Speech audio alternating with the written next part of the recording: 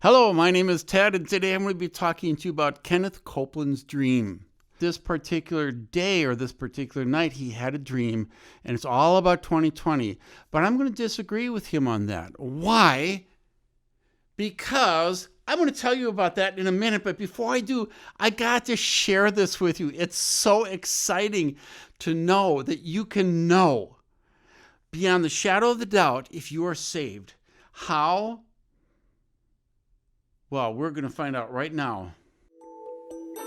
You know what? Trump is a test whether you're even saved. Only saved people can love Trump. All right, now that you know if you're saved or not, let's get back into Kenneth Copeland's dream. You know, when I first began this, I thought I'd break down his dream in every little detail, but it got to be too much and a little bit too weird. So let me just explain, first of all, why I believe I can interpret dreams. All right. I am a novice at it. Before I say anything, I am a novice.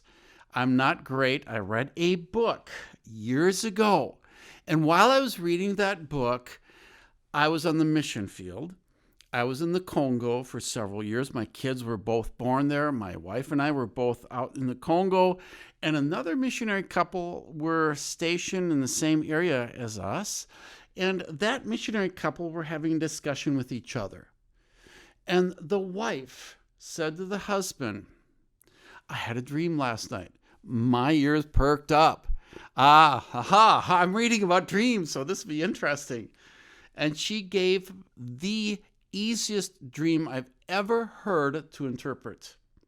She turned to him and said, "I dreamed that there were large shoes that belonged to your sister. And I tried to put my feet in them, and I couldn't because they were too big for me." Now, anybody, I know in the United States, I don't know if other cultures have this same expression. You know, you step into a workplace and they might say the person before you was awesome and you have large shoes to fill. It is an expression very common in the United States. So when she had this dream about being unable to fit into the shoes of his sister, she's saying to him, your sister is way too big as far as a personality, and her work is way too big for me. I can't live up to those expectations. And if you notice, this is very symbolic because dreams are symbolic. So the important thing to know about dreams is they're very symbolic. But the other thing to know is you've got to know what you're feeling during those dreams because feelings are very important. So I'm going to be looking at symbolism. I will admit I did some research for this particular one because there was a lot of symbolism that was behind Kenneth Copeland's dream that I did not pick up on and I did not understand. But they're all over the internet. If you want to know, Google symbolism in dreams and whatever kind of symbol you have. For example, for him, he has a bathroom scene. And so I looked up bathrooms, and what I found out about bathrooms was fascinating. I had no clue, but it makes sense. It's a symbol of the need for privacy or the need to dump garbage out of your life. And I thought, this is brilliant, absolutely brilliant. And so, you know, in this particular case, he is going to be going to the bathroom in order to either find privacy or else dump garbage. And that brings me to my next point, because dream interpretation can be taken in different ways sometimes. For a lot of these symbols that he has, being in an airport, it's a huge, common symbol for a lot of people, but also going to the bathroom is common. Restaurants are common. Having friends are, a lot of these things that he's going through are very common images that are found in dreams. And they can be interpreted sometimes in different ways. So how do I know which way to interpret? Now, being that I don't like what he preaches and what he teaches, I could focus on all the negative. I remember years ago. I believe it was when President Bill Clinton was competing against Ross Perot. I'm not 100% sure, but there's this lady, and she is a body language expert, and she's on TV, and she's explaining the difference between body language for Ross and for Bill. And she claims, okay, she first of all talks about Bill Clinton, and she talks about how all of his body language betrays a lack of confidence. And she goes through one by one how he's holding his arms, how his shoulders are being expressed, all this kind of stuff. And she sees a lack of confidence. And then she goes to Ross Perot and she says, everything he does is filled with confidence. Now, there might be a little bit of truth to that. I don't know. I don't know if Bill Clinton lacked confidence. All I do know is a lot of the things that she said about Bill were also the same expressions used by Ross, and yet she saw a positive in Ross's expression, and the same expression used by Bill was a negative. And that told me she was highly biased in her reading of body language. Now, I can be very biased in my reading of dreams. And I try very hard not to be biased in this particular case. What I want to do is see more of how he feels about himself. And he may feel very strongly good about himself. And if you haven't gathered by now, I don't think this has anything to do with 2020. Now, I've had visions. I don't remember ever having a prophetic dream until just a few nights ago. Well, I'm an old man. I qualify. I dreamed I was in an airport to go to Nashville, Tennessee, and I didn't need to go. When the airplane was close to boarding, I decided to go to the restroom, and I didn't need to go. I went into a restaurant and asked if they had a restroom I could use, and the young man said no. I said, oh, come on, man, and I peeled off a bill from a wad of money I had in my pocket. Another young man was with him and went with him. They took me to the restroom. I decided to go in. I decided to give the other young man a bill, and I noticed the bills had no numbers on them. Mac Gober, who's in heaven, was somewhere in the airport, and I thought Mac can hold the airplane for me. More confusion is coming in our financial system. Who knows what the money is worth? But those who have gone before us, the great cloud of witnesses led by Jesus, are by intercession holding things together until the great changes come. That's 2020, brother. I think this has everything to do with Kenneth Copeland's personal life. And because it is so personal, and dreams are so personal, when people come to me, and people do come to me asking me to interpret their dreams, because I'm a novice, I'm not great. A lot of dreams I have no clue, and there's so much about dreams I don't know, but a few times I think I get it spot on, all right? But the first thing I ask them, first of all, what are your feelings? But even before I ask that, I say to them, be careful what you tell me, because dreams can expose something about yourself you don't want people to know about. So be very careful. Even so, people are so curious, they go ahead and ask me all about their dreams. Now, let's break down some of what he's talking about. He's in an airport. He is close to being late to board a plane. So evidently, this is a commercial plane. He is going to go to Nashville, even though he doesn't have to. Later on, he'll say he was going to go to the men's room, to the bathroom, even though he doesn't have to. So there's the feeling coming out. Now, feelings are important. He doesn't need to go. So somehow, I can't tell if that's a positive or negative. He doesn't need to go. I think it has everything to do with his feeling of empowerment. He can go places he doesn't need to go, and he will go places he doesn't need to go in his real life. Now, he is in an airport. Airports are very symbolic of journeying. So he's on a journey. He is going to Nashville. Now, when he was previous Christian, before he was a Christian, he was a one-hit wonder. And he sang, and he had this song, which was pretty big.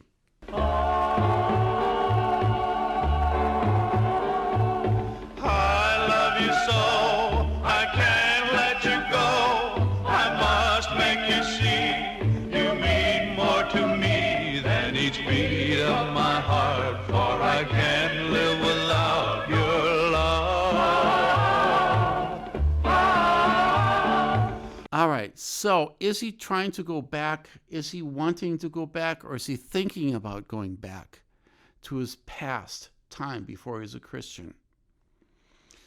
I can only judge by my own feelings that sometimes I think about the past, and not that I really want to go back, although there are some things I wouldn't mind going back to do the right way rather than doing something that I kind of have a little bit of regret for.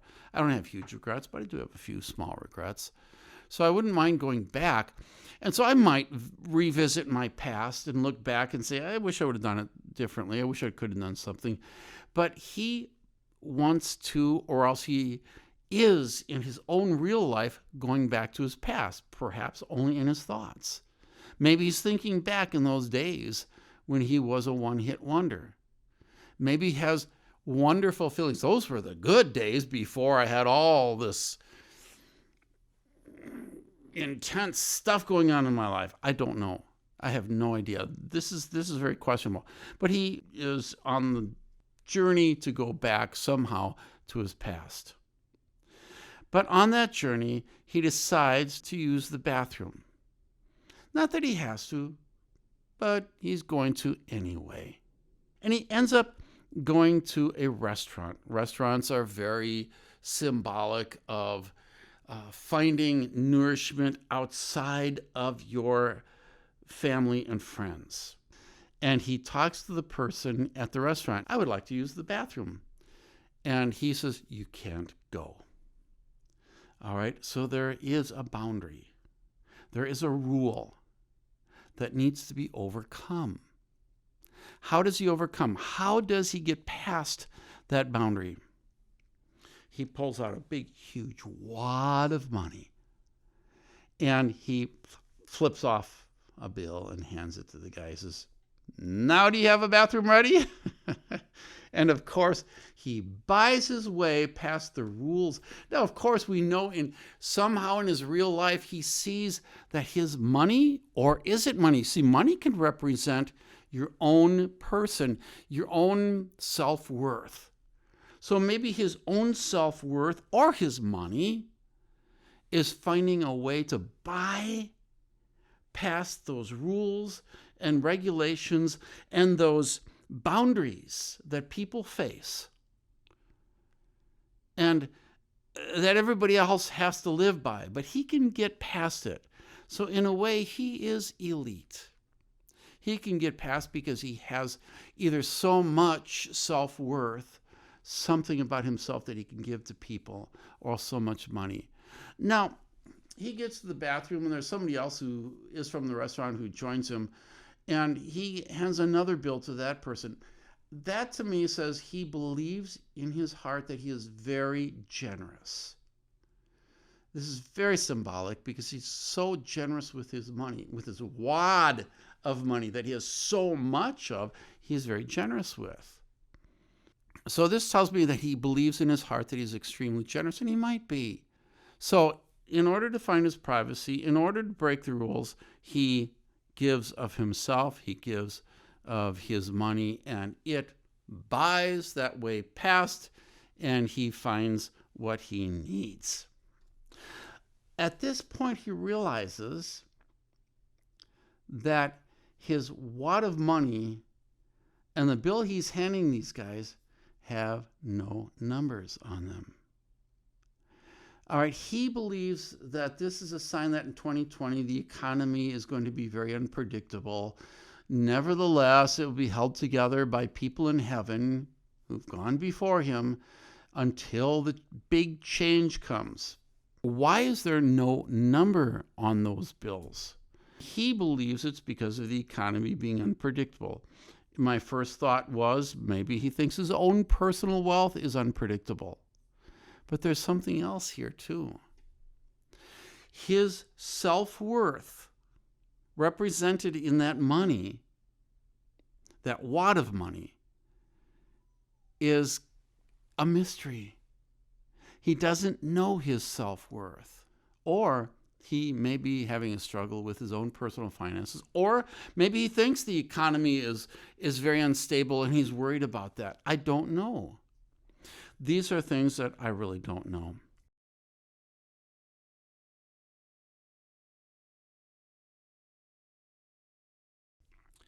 All right, he at this point realizes and remembers that he's supposed to be on the plane and it's boarding and he's going to make that plane late. Now, it doesn't bother him that everybody else on that plane will be late. It doesn't even occur to him. Rather, what occurs to him is that there's a friend of his who's already dead. I think his name is Mac. And Mac will hold the plane for him. He interprets Mac as one who's gone before him because Mac is already dead. As Mac holds that plane for him, he believes that is heaven, the people like Mac, the saints in heaven holding the economy together. That is absurd to begin with. But secondly, what I see again is he can break rules. He can go past boundaries. First of all, because of his wad of money, either his self-worth or his money. But secondly, now the friends he has. Or perhaps heaven itself. Because this friend, Mac, is already in heaven in real life. So he may believe in all his heart that heaven, God, keeps things for him, and basically the world revolves around him. I don't know. But his friends can hold back. Everybody else, doesn't matter, but can hold back that plane just for him. That's pretty much the end of his dream. He thinks, all right, the economy is unpredictable. I said that. Saints in the past will hold together the economy until the great change comes. This is 2020. No, it isn't. It is not 2020. This is his personal feelings about himself, about his friends. And I have noticed some very positive things. He trusts tremendously in the people around him. So he believes that this is all about the future. And I think it's just that he wants it to be about the future because he loves telling what God is telling him. But my interpretation, as I mentioned, has nothing to do with 2020. He's on a journey. He's probably thinking about his past, maybe before he's a Christian. He definitely feels very empowered as he goes into areas. And he feels like the boundaries that exist for others are not for him. And that perhaps is the strongest and the most sure thing that I have in all this. He feels very empowered to overcome boundaries and rules that other people have. And so in that way, I say that he feels that empowerment is a kind of elitism. He doesn't need to go, but he can anyway, and he does. That again is an empowerment thing. I do feel like he has an unknown area in his life, and that is his own self-worth. / money. There's something about his money that's bothering him.